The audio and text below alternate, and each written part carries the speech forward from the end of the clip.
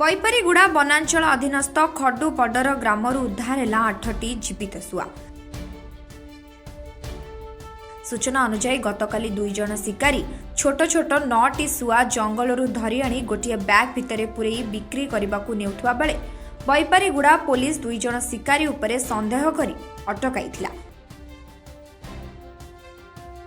Police को देखि 2 शिकारी शुआ बैग छाड़ी चंपट मारिथिले।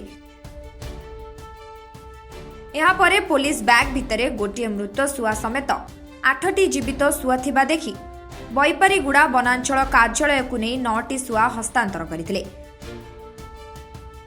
संगे संगे बैपारीगुड़ा वनांचल अधिकारी संदीप पाणिग्राही समेत दशमंतपुर बिट्ट वनपाल रवींद्र प्रधान, बैपारीगुड़ा बिट्ट वनपाल ललिता हरिजन, वनरक्षी मनोरमा देवी 8टी शुआ को प्राणी चिकित्सालय नेथिले।